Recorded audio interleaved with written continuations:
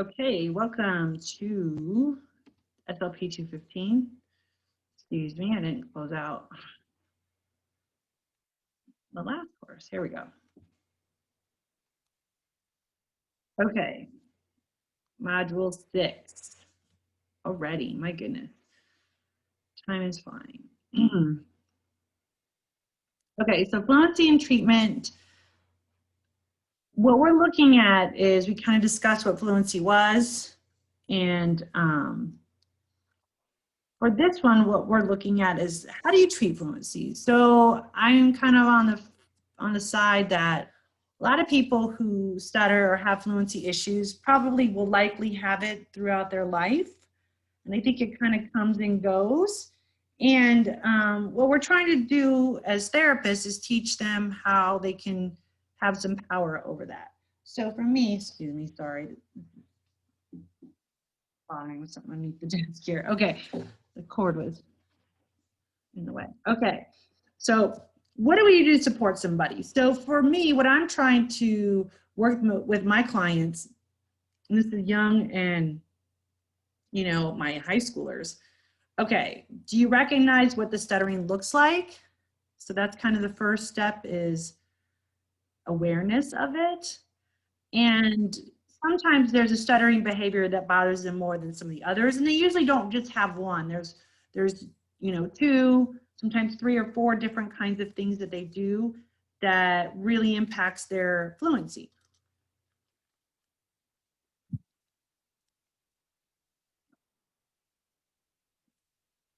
Oh wait, hold on, I want to go to the present too, sorry.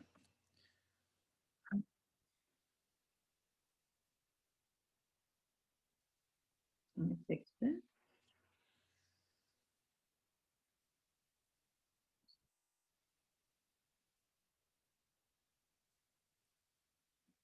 Okay, the stuttering intervention. So here's kind of, what do we see? What is our methodology we're going to use to treat the stuttering? So I tend to like more stuttering modification activities than fluency shaping, because I never, for me personally as a therapist, I don't ever want to say, oh, you shouldn't stutter. To me, I kind of go in the area, you're going to do it. How can we control it and minimize it to the best of your ability versus trying to have you be fluent? But when I say that, so I tend to go to stuttering modification techniques first. And then I kind of look at fluency shaping. Probably though, the single most used strategy I use is pacing. So the fluency shaping activity I usually do, and that's slowing speech rate. So when I say pacing, and I feel bad for you guys because every semester I teach, I just think of all the other 50 different ways we say the same thing. So slowing speech rate is pacing. So I might use that word pacing, so I apologize, because this is a go-to strategy that I use. And a lot of times what we're seeing with a lot of our clients, it's really about slowing that speech rate so they have adequate breath support. So they take the time, try to reduce the tension. So I do use pacing. So that's probably my other go-to fluency shaping strategy. And then speech devices. I have to say, and a pacing board to me is used in conjunction. It's the visual aid for fluency shaping. So somebody else asked me that, and I maybe have talked about it in another class, but I consider a pacing board not so much a device, but a visual aid to slow speech rate. So 2 cents on that. I am not good with some of that. There's some other kind of what I would call instrumental tools like the Speech Easy. I'm a little bit familiar with it. A metronome, I am not your music person.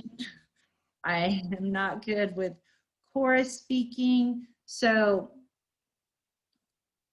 like I said, I'm not good with that, but I'm good with pacing. So metronome is really good for those of you who are music inclined.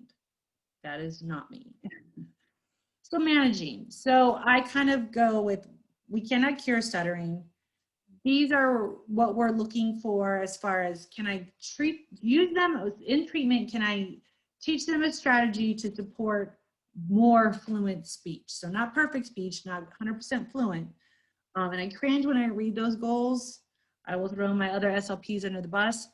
I never ever want to write a goal at like 80% fluency or 100% fluency or 90% fluency. I don't feel like those goals are what I would call easily attainable, nor are, for many of our clients who stutter, are we ever going to maybe meet that.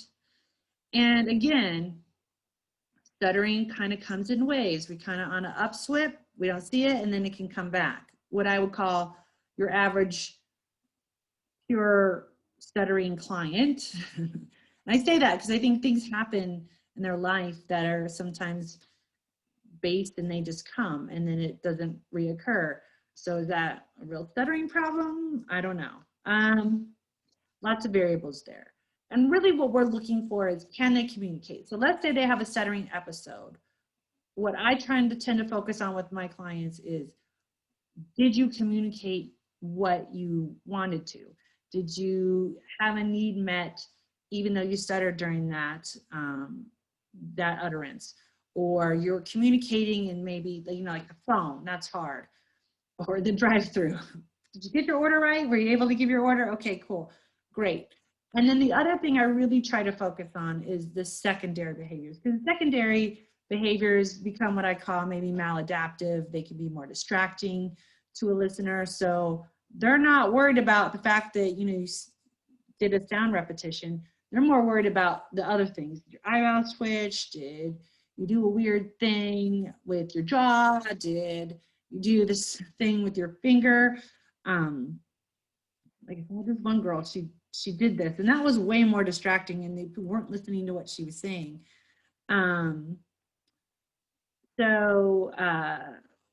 Working with beliefs and feelings. So a lot of times what we do is we'll work on that empowerment. And I actually like this for more than just fluency. I like this for articulation. I like this for kind of some of those pragmatic language pieces. So here we go. How do we create speech? We talk about the speech machine. Here are our body parts. Here is how we produce speech. So we talk about the speech man, and then we identify, where do we feel the problem? So what's interesting to me is sometimes I do get feedback from young clients on where they're feeling tension. So sometimes, for instance, you don't know necessarily how much tension someone leaves in their chest. Or, and then what was interesting, I had this little guy, he told me, he's like, I feel it here. I don't feel it up here, I feel it here. And then I started to pay attention. You know, he's real tight, and all of a sudden, you know, the sped teacher wanted to OT eval. We really identified a lot of things. And I had wished I'd done this sooner with him. I could maybe targeted some problems quicker. It took us about a year to get there. All right, I have to drink a lot of water. I did arrival and dismissal today and yelling in a mask. Talk about vocal strain, my God. Really looking at, can I help them? Can I identify in their body where they're feeling? Can we work on relaxation? Can we work on maybe having better breath support? Can we work sometimes, there's body positioning or things or other behaviors that they do that can I target, and kind of reducing that piece sometimes helps improve their fluency automatically, especially when you see tension. So, and the other part too, what I like is labeling. When I'm talking about their throat, when I'm talking about their nose, the back of the throat, their lungs, their breathing, their diaphragm, their, you know, do they know all these pieces when I use it as a cue in a session? And really why we like it, and actually there's some more updated research about it, like 2017, I just was reading it. So what we're doing is we're creating a visual model of the speech mechanism. We teach them how to label and understand their speech mechanism and how speech is produced. So I cannot tell you how empowering it is for a client to understand how they produce speech. So, and it really can help you identify where the tension is. So, or even explaining to them when they do that air cutoff, it's their vocal folds coming together, cutting off the air, or their air comes up from the lungs, or they've heard that term, but what does that really mean? And then again, what are some other things that affect our body? Time pressure, personal things of all kinds, physical tension. Have they had a different injury that impacted them some way? Again, especially sometimes we get fluency clients after a head injury. You know, is this practical? Okay, I'm doing something weird with my body, and that's more distracting for the listener. So how can we reduce that? And then also, what are some times that it's more difficult for me to talk? And then kind of also learning about the frequency and severity. So again, frequency to me, if you're seeing a client for stuttering, the frequency better be a lot. I mean, if somebody stutters in only 1 or 2 settings, do they need to be in therapy? I don't know. I'm going to say usually off the top of my head, no. Again, there's extenuating circumstances, but we should be seeing problems with fluency at home, at school, or their job, you know, across their day. It shouldn't just happen in one setting. Is there anxiety? Is there fear? How does that manifest itself within your body? And that's why it kind of helps. Can I work on, maybe I do need to focus on breath support. So typically speaking, when we see someone who's fearful, anxiety, the #1 common thing to do, work on that, getting their breath support. So usually speaking, they're cutting off some of the airflow, they're restricting it somehow, really trying to get that deep breath in and get enough coordination of the airflow. Sometimes they breathe deeply, but they're not doing it enough. So other pragmatic skills that affect fluency, eye contact, nonverbal body language. So honestly, a lot of times I'm addressing some of these other things because that's has more of a detriment to their communication skills versus the actual stuttering behavior. And you know, certain circumstances usually brings about you stuttering. So what are ways we can handle? What are some other environmental factors we can do to improve that? So other things, reflective listening, turn taking, definitely. And the reason why turn taking, like, again, I cannot stress enough how important of a skill that is, but it's definitely important across the board for our clients in many different ways. Pausing. So again, when I'm looking at pauses, when I say pausing, I'm usually also helping to address pacing.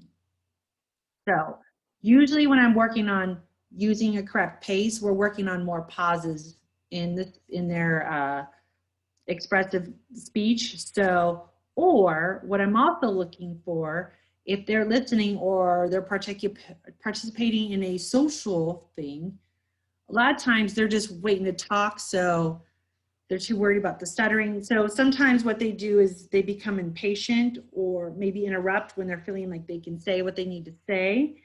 So pausing, helping them kind of collect. So a couple of different things too that came up that I did want to address. So when we say slow down or we do talk about pacing, but that's not a strategy that helps everybody. And the other part is what we're really trying to, I guess there's a couple different things about it. So when we tell someone to slow down, what we're looking at is their stuttering behavior is, you know, they might be doing sound repetitions or they're trying to get all the words out because they don't have appropriate airflow. So usually, I would say that's not the blanket go-to, but that seems to be the blanket go-to. Pausing, slowing down the pace at appropriate level might be a good strategy for them, but it's not a strategy for every person who stutters. So, and sometimes if we feel like they're rushing, so if the listener is perceiving it as rushing, you guys as SLPAs don't have to tease that skill out, your supervisor will. So do we work on pacing and pausing? Yes. But the blanket, slow down, think about what you're doing. Now, sometimes fluency is more about language organization. That's a little bit different, and fluency problems is the result of the lack of language organization. So the comment, you know, think about what you're gonna say is more, can you organize your language so it is more fluent? And can you pace it at an appropriate manner to communicate what you want? And also sometimes what we're looking at is that where breakdowns are occurring, and that's why you're having disfluency. So those strategies might work. Those aren't the blanket go-to for everybody. So I just wanted to kind of, I hope everyone is understanding the difference. Pausing and pacing. And really what that also helps is they're articulating what they want to say. If they have a stuttering episode, that they can implement a strategy that they've learned to help them. And also, they're just more intelligible. And the purpose, what I focus on is communication, not perfection of fluent speech. So to me, I think it's easier if somebody stutters. I do, but sometimes I get talking too fast. And I know I need to, okay, stop. People aren't going to understand me, or that's when I get tripped up. So I need to make sure I have enough airflow, especially on office hours for whatever reason. I know this is a setting that sometimes kind of triggers some disfluent episodes for me. So tools and strategies. So let's talk about this. What are these? Light contact, light touch. So why would we use that? For someone who has a lot of tension in the mouth, the lips, the jaw, you know, we're trying to reduce the contact. So what we're doing is, instead of doing like what I call like a hard stop, so our stop consonants, PB, TD, KG, a lot of times if we kind of soften those a little bit, can help reduce a stuttering behavior. Again, not for everybody, but especially we see someone who does a lot of tension, especially with K and G, seems to sometimes produce a lot of tension. So we're trying to reduce, so lightly do that instead of, you know, it's, or cat. So it's not quite such a hard K sound. It's more of a little bit softer, lighter contact, light touch, PB, another one.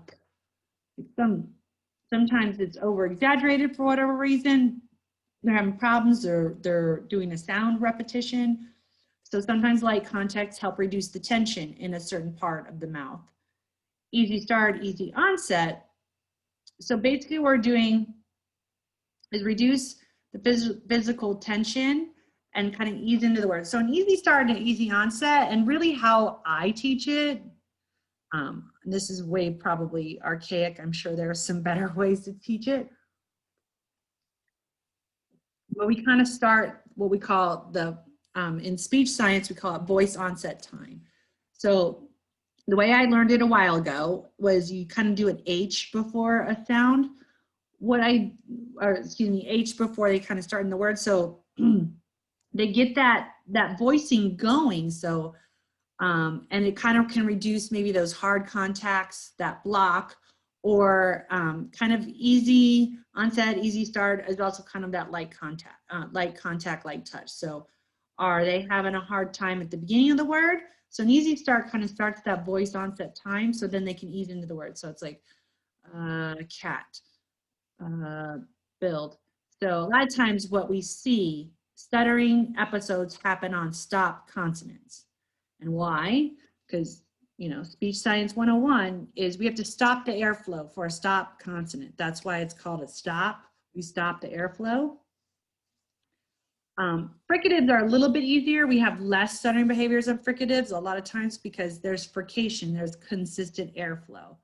So what we're trying to do with an easy onset is kind of make that stop consonants more into a kind of that more similar to a fricative. So we're starting kind of that voice onset time, easing into it, and reducing that hard contact. So it's light contact, so easy onset, easy starts. I feel like we use those in conjunction with each other.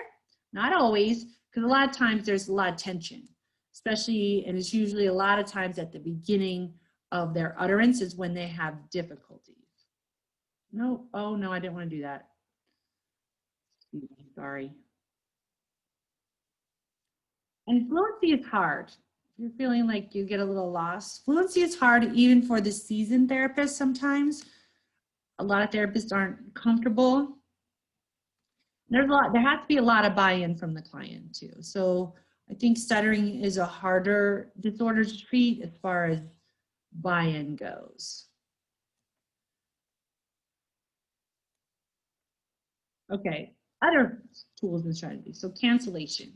So to me, like I said, these start to kind of blur together. So cancellation is they start the sentence. A stuttering episode happens. Then you know what they do is they stop it. So as soon as they have the stuttering episode, so whatever happens, they stop and then they start the whole thing again. So they kind of cancel out what they just said and then they start the whole sentence over, not just the word at the beginning, but they start the whole word over. So a lot of times that second go through, they say it much more fluently. And I think it's because your brain has already organized formulated that utterance for you. So a lot of times you'll see they have the stuttering episodes. So we're gonna say the boat's in the water. And let's say they have the boat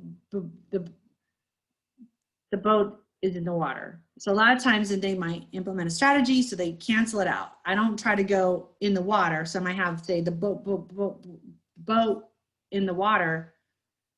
So a cancellation, as soon as the stuttering episode happens, you go back to the beginning, start the whole sentence over. And a lot of times, many times, it's more fluent the second time. It's just easier. For whatever reason, this strategy, this is usually my first go-to, depending on the type of stuttering behaviors that they have. Okay, so the slide out or pull out.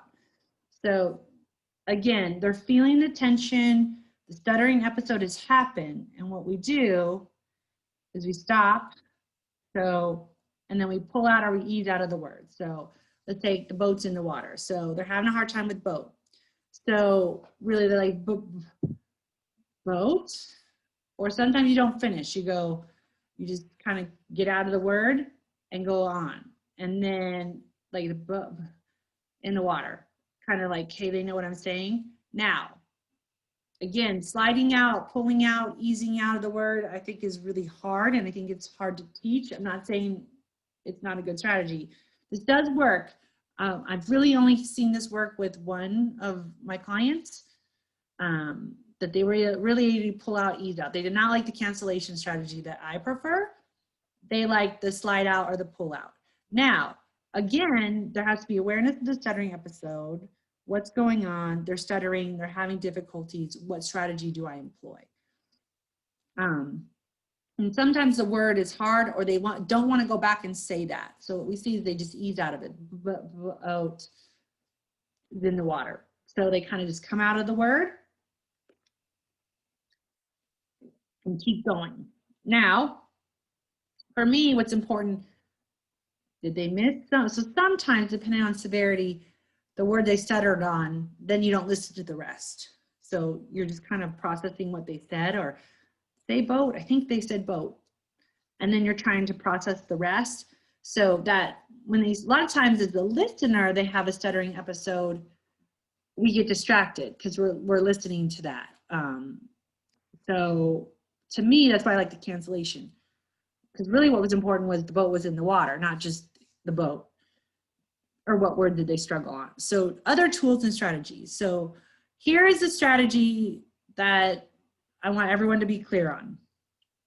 So voluntary stuttering or pseudo stuttering, we call it. Why do we do it? So the purpose of stuttering, doing pseudo stuttering, is to practice strategies. So we stutter on purpose. So we make ourselves. So what I'll do, and a lot of times I start doing it first, I will pseudo stutter. I will take the behavior that they do. So I will take their typical stuttering episode that they have. So is it a block? Is it a sound repetition? Is it a word repetition? Is it interjection? I will do that, and then I will show them how to use the strategy. So I will try to mimic the same stuttering episodes that they have. And usually what I do is I'll pick a reading activity, so something they're reading, something very, not like, I'm not wanting to retell a story. I'm not telling them, it's kind of more, we both can work through this. And then what I do is I will stutter. I want them either first identify stutter. So we'll have some system where they tell me that I stutter. And then I'm going to show them what strategy I'm going to use. And then we kind of go through that. And this might be over several sessions. It doesn't just all happen in one session usually. Then I want them to identify where I stuttered when I did a strategy and when I didn't. And then a lot of times then I have them try, okay, why don't you read the same article or this same paragraph, and I'll circle words I want them to stutter on. And then I need to, practice a strategy. Let's try cancellation. Let's try a pullout. Let's try pacing. So that's where I kind of try to see if they can use a strategy or remember a strategy to work on their fluency, and if it helps them. It's not exact, but it's really hard to wait until they stutter to work on a stuttering strategy. That's why you pseudo stutter, so you can practice and implement those strategies best that you can. That's why I like doing it as an activity, but it's not always my go-to activity to start with. So they have to be real comfortable talking about their disorder. They have to be willing to participate, listen, identify stuttering in others, and then kind of identifying strategies to support fluency. And it's a lifelong, and I agree. We're giving our clients tools to implement and use further on in their life. So this isn't like, hey, you're gonna get done with therapy in 6 months and you're gonna be good to go. Like, they might have some tools, but might be something that kind of goes away for a little bit and then comes back. We usually see a lot of times that transition. So when do I see kid maybe had stuttering, they worked on stuttering in school-based, 3rd, 4th, 5th grade. Guess when we see a lot of fluency strategies come back? 9th grade. Why? Life transition. When do they kind of sometimes rear their ugly head again? Towards graduation. All of a sudden, boom, pop. Why? Another life transition. So what we see sometimes at the transition is when these things occur. So those are just some strategies and things that we do in intervention. By all means, not the exhaustive list. Someone was talking about one of the bloggers on Instagram, SLP215. I love his stuff. And he posts some good research. There's some more stuff real recently too. So there's some great people to follow on Instagram with regards to stuttering, lots of good ones. I like SLP215 because he himself has a stuttering disorder. So I always like to hear from people who actually have this and what helps him, what supports him, how does he support clients. So I do like reading his stuff. So there is a fluency observation. And then there is also a read and review summary. So that's what we have this week.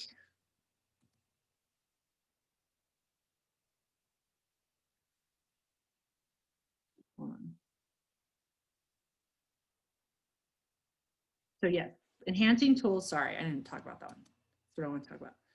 So what you're going to do is look at these tools. What is an activity we could choose to practice? So think of a tool. What would you use to help the client do an easy onset? What way would you practice this tool in therapy? Like I said, I'm not looking for extensive things. Cancellation, light touch. So a lot of times too, I do things about the level of light touch versus strong touch. That might be with Play-Doh, granted all these non-COVID things. Some of the squishy things we have different densities. So we talk about, okay, this was a hard push, this one's like a soft push, this is more plush. So sometimes we work with just kind of what I mean as a light touch, so they know what I'm talking about. We might use like some mouth models. We have this mouth puppet I like to use a lot. Slide out, ease out, work on some activities. What does that look like? So those are just some things to think about. What are some ways you're going to help a client understand these? So that's the purpose of this assignment. Any other questions about that?